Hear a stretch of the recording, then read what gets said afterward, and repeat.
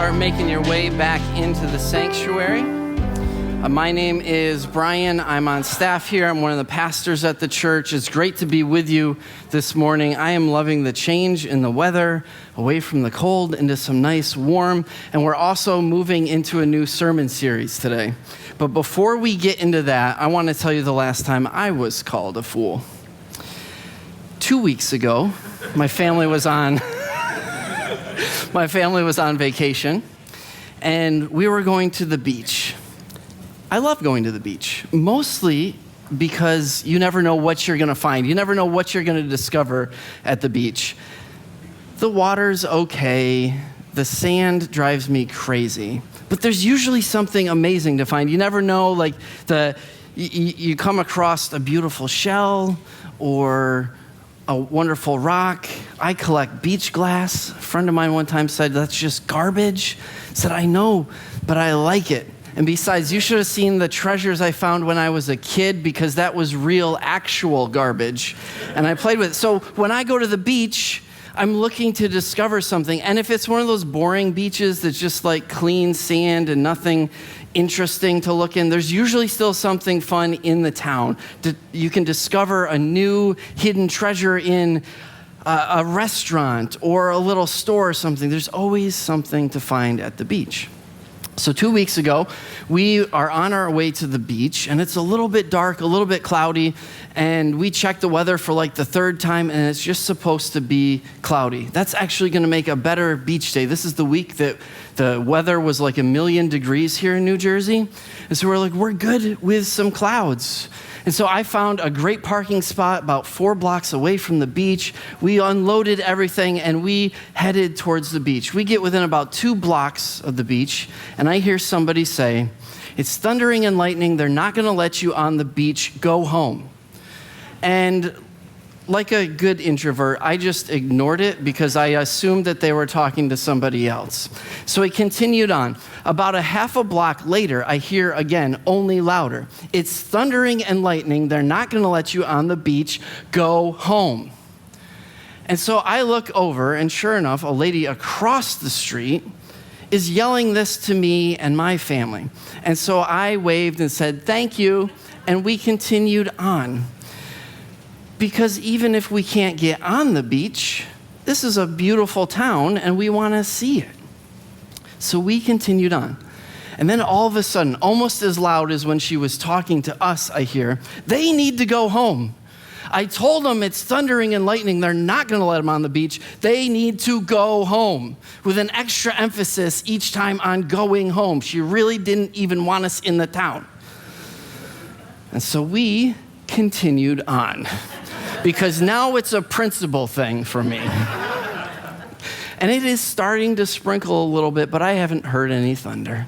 But as we got closer to the beach, started to see some people coming off the beach. And so I stopped when I said, hey, are they pulling people off the beach? She said, yes, but it's supposed to get nicer later. You'll still probably have opportunity to get to the beach. So we decided that we were going to cut our losses on the beach, but we were not going to go home. So we put our stuff back in the car, and we walked around and explored the town. There wasn't a whole lot to see. It wasn't a special day. We didn't really discover anything amazing, but we enjoyed that time together as a family. And then it started to rain a little bit harder. And so we decided, well, it's time to leave. We need to get back in the car because none of us want to be soaking wet. A sprinkle's okay, but we don't want to be soaking wet. So we remembered, hey, the next town over, there's a restaurant that we really like. And so into the car we go, we drive over to the next town, and I go to the place that we normally park, and it's completely full. And so we start driving around the town, and we're getting farther and farther away from the restaurant that we want to eat at, and it's raining harder and harder. And eventually we just had to say, you know what, we tried. We did everything we could to make this day work for what we planned, and it just isn't working. It's time to go home. That mean old lady was right all along. We need to go home. And so we went home, and we enjoyed the rest of the day together. But I don't regret that we made that attempt, because what I've discovered in life is if you're not looking for something, if you're not open to discovery, then you're so much less likely to find something interesting, to find something new, to find something that you've never found before. And it was worth it. This time it just didn't work out. But I believe that in life there's hidden treasures everywhere.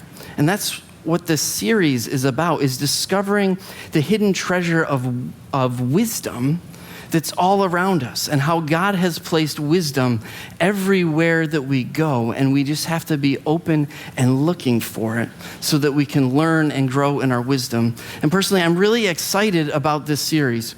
We've spent a lot of time in the last year going through the Sermon on the Mount. We just did a series on what it looks like to love practically, to love in action. And I have learned so much in just the last week of studying as I prepared for today. I really think that if we press into wisdom together, we're going to have the opportunity to learn and grow in ways that we never have before.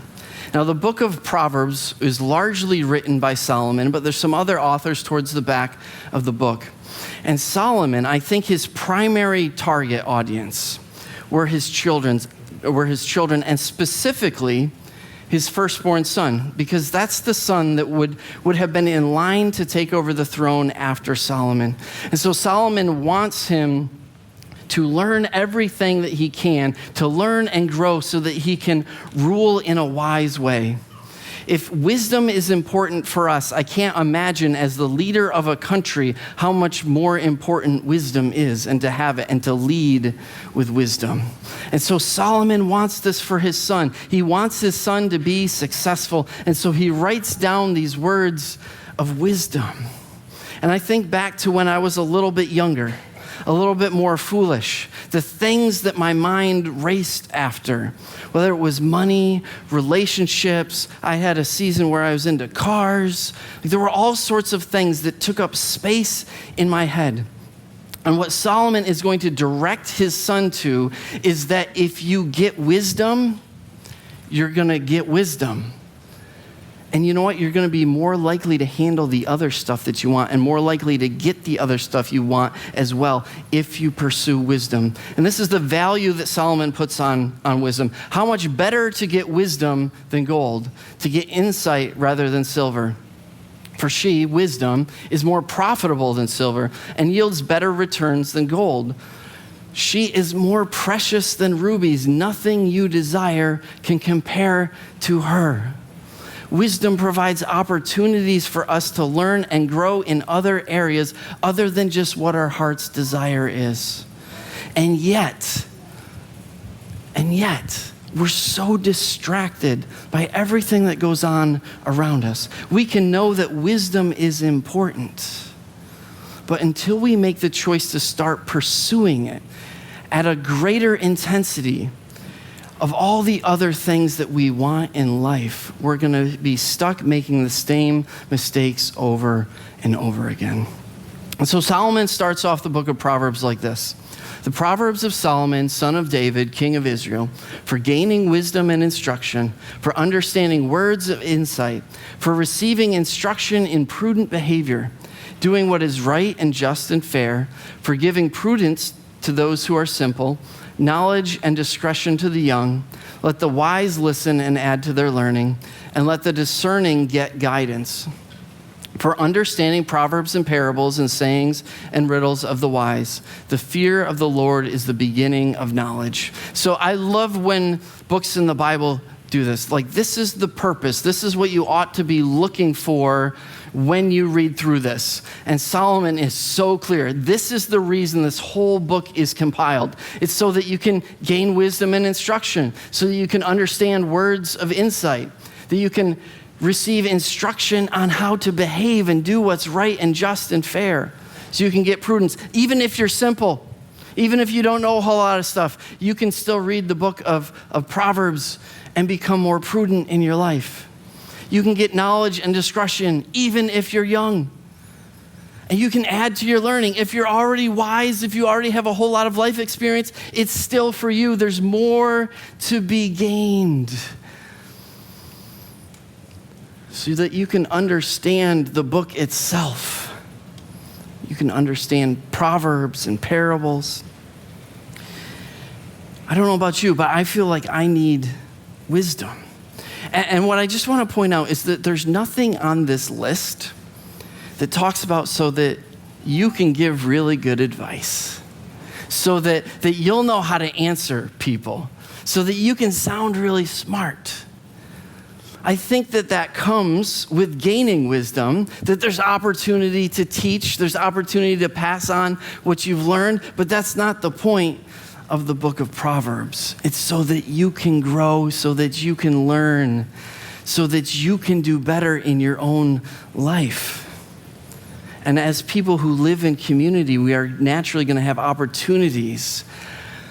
But so many of us, we like to give advice a little bit better than receive it, don't we? Am I the only one? I'm seeing some blank faces. You guys are all receivers this morning, and you're good with that. Man, no, we love to tell people what they should have done differently. But the book of Proverbs is about us learning to grow in wisdom and in our understanding. I think, for me, the best definition of wisdom that I've ever heard, that I've really been focusing on this week, is that it's competence in how life really works.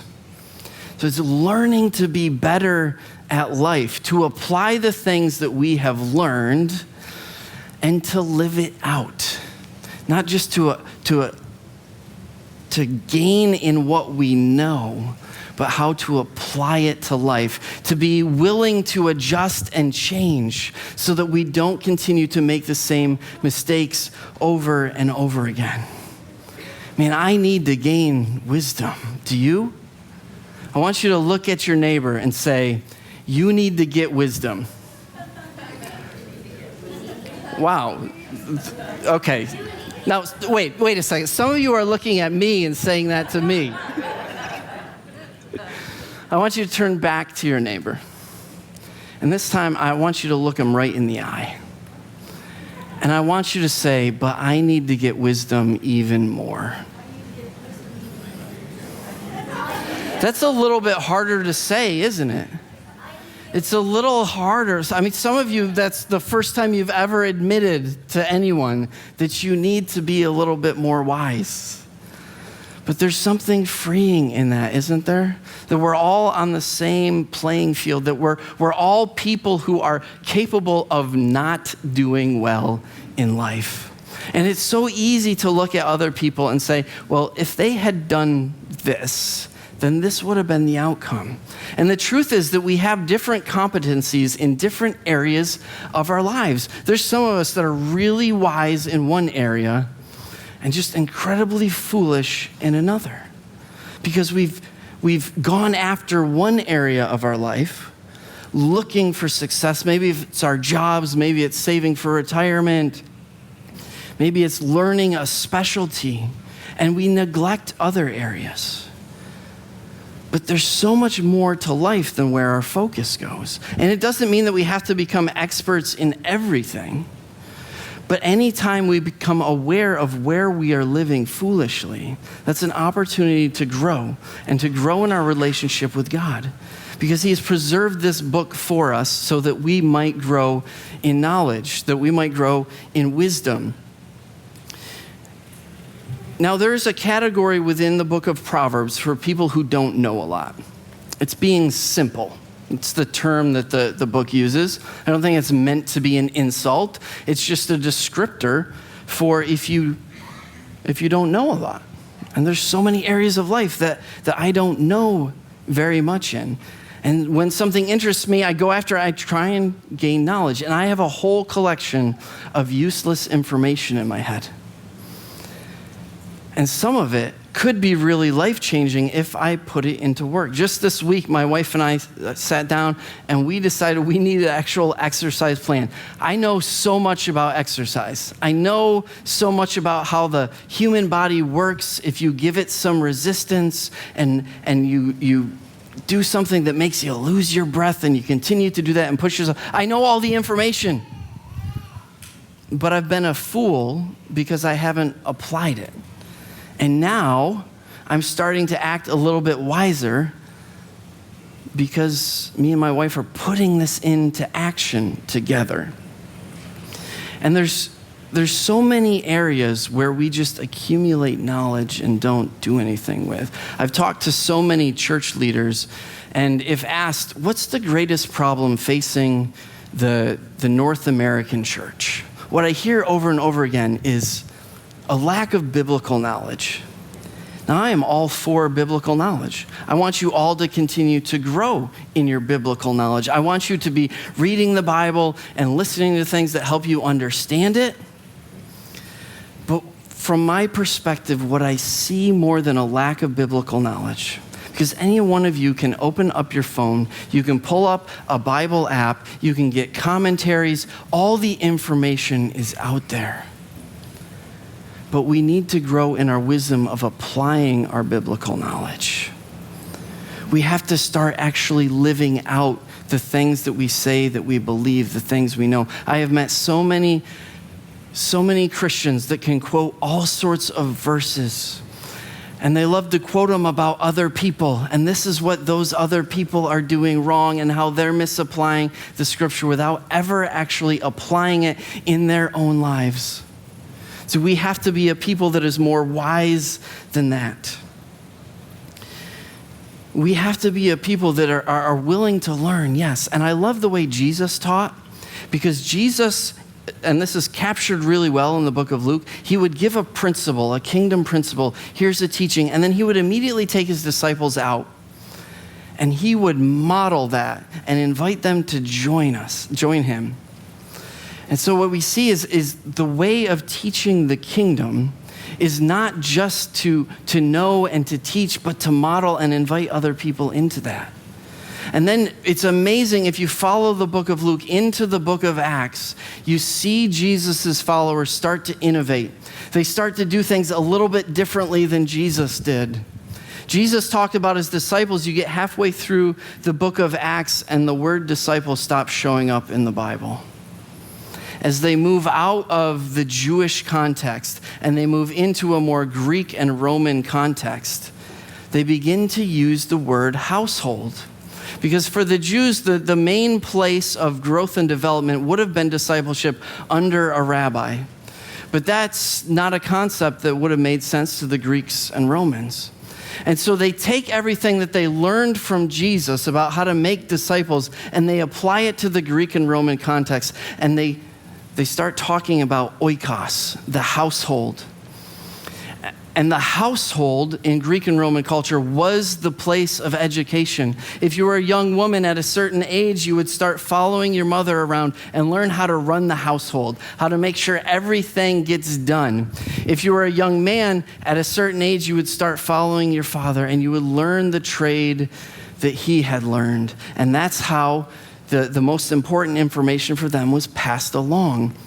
And so you actually see people in the early church innovate. They start to grow. They take the wisdom that they learned from Jesus and they start applying it in other contexts. And so it looks a little bit different, but it is still just as pure as the rest of the gospel.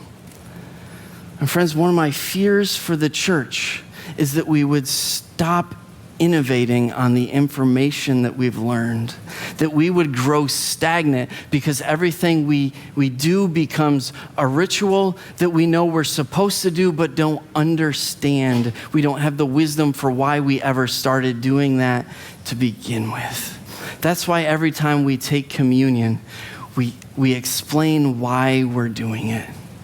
It's not just something we do, but it's something that is incredibly important to us. And we want different voices communicating that. We want different aspects of that communicated. And so we continue to teach it and we continue to practice it because that's how wisdom works.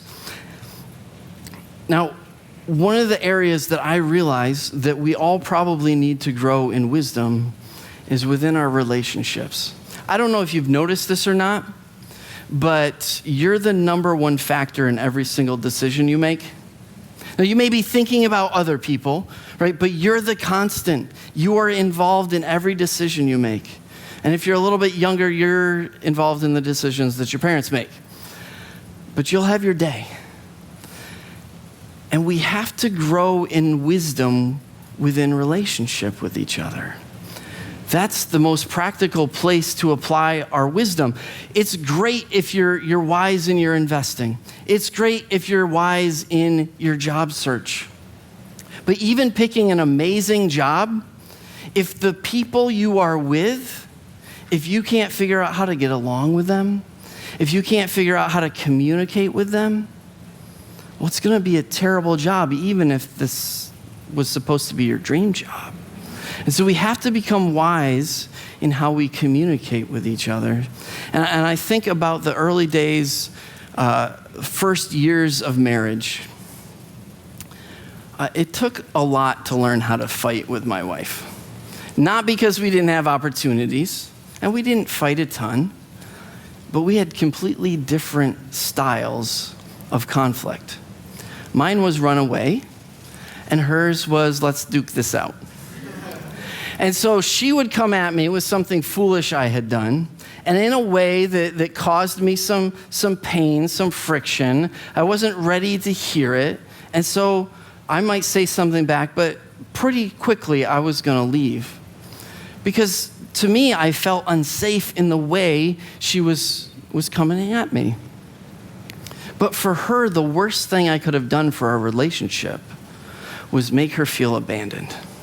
And so we not only had to work through our fighting, we had to fight about how we fight and why my way was right. And turns out for us, it wasn't. And she had to learn to give me a little bit of space to communicate in a way that didn't make me feel like I was getting beat up, even if I'd done something really stupid, so that I could hear her, so that we could work through it. Now, we still fight. We're a little better at it. But most of us, because we don't know ourselves, we don't know how to interact with other people.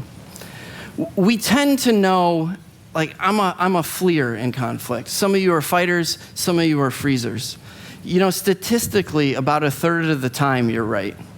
Because there are times where you need to get in and fight it out.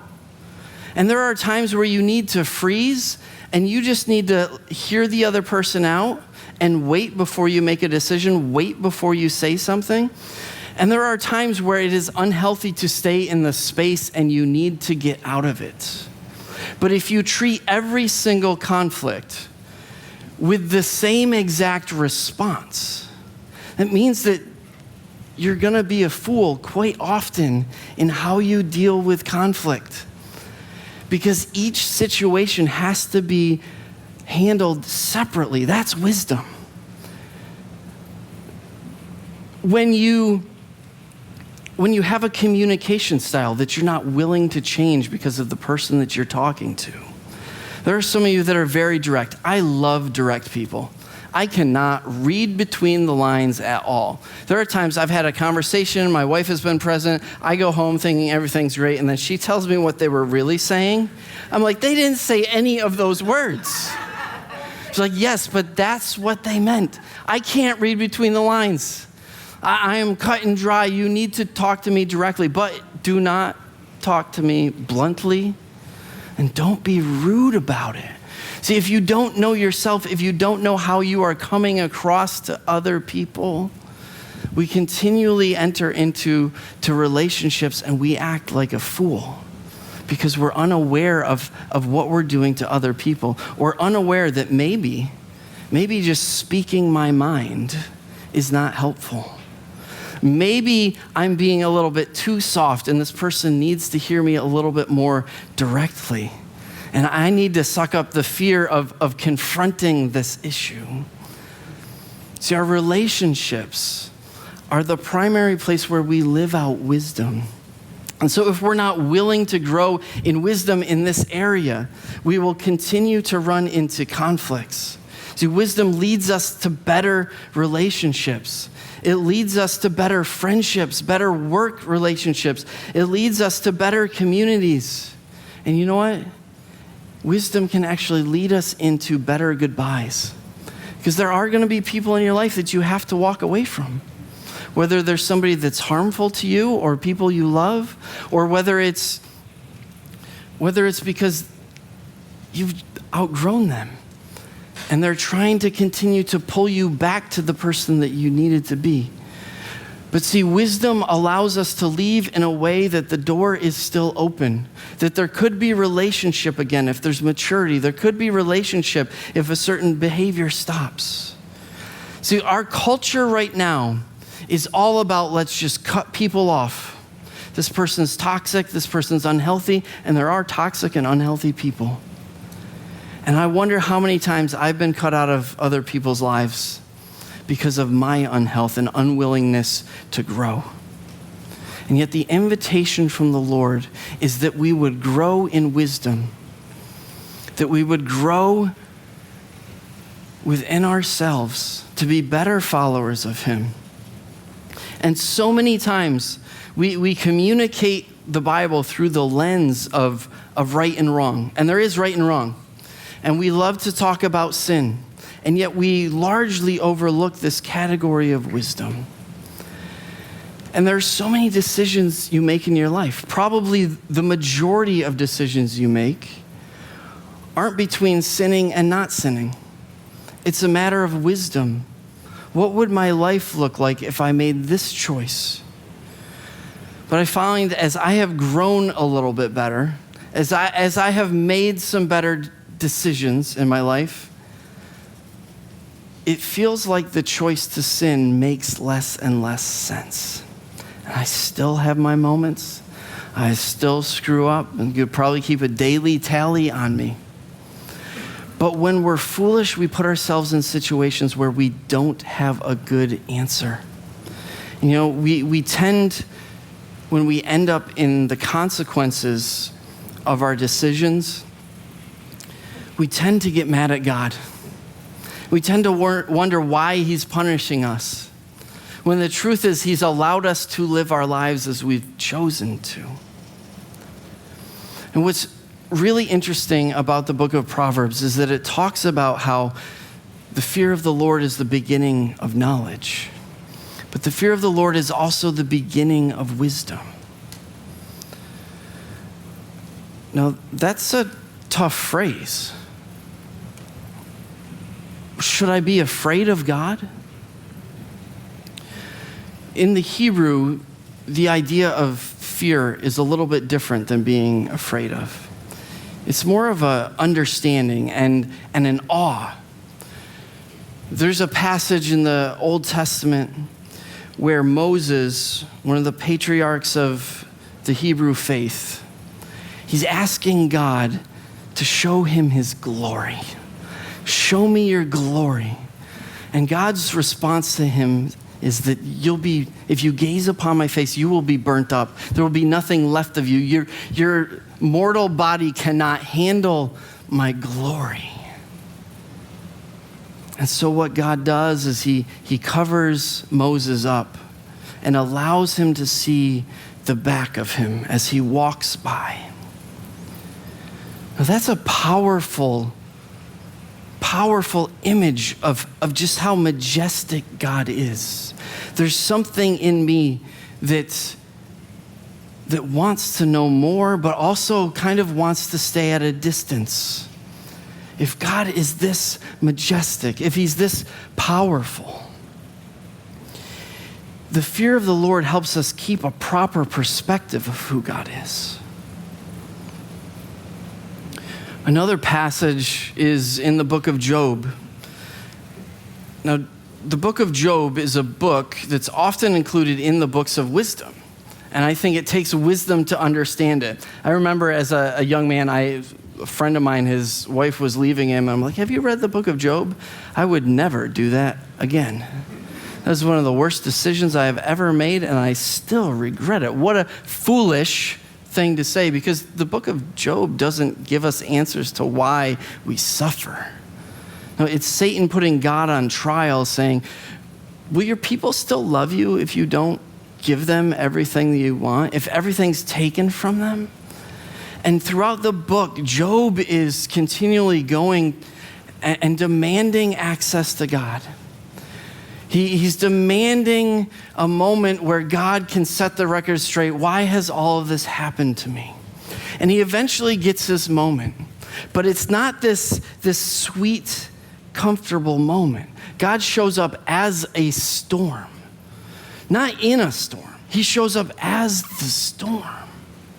Whatever the most powerful force of nature you have seen, God is more powerful than that. There's something amazing about that, but there's also something that's a little bit frightening. But you know what the truth is?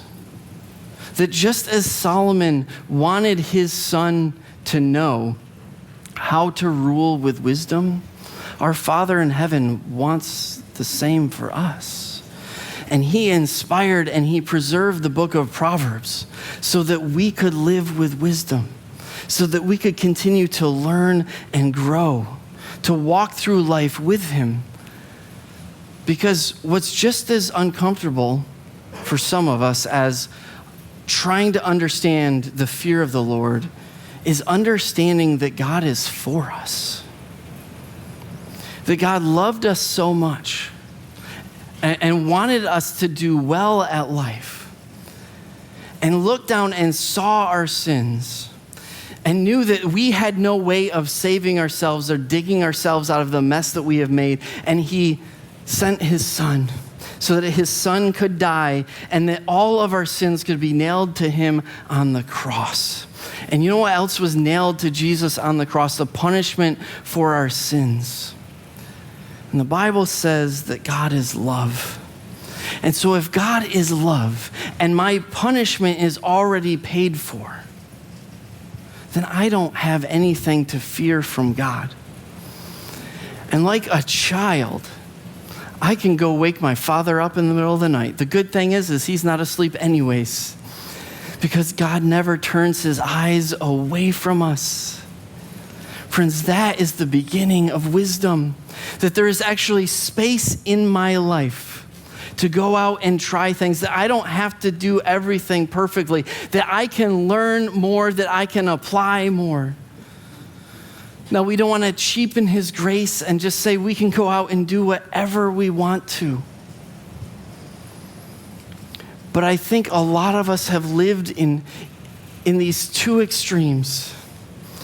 Either no notion of the power that God has, what he is capable of, or we live on the other side where we're terrified.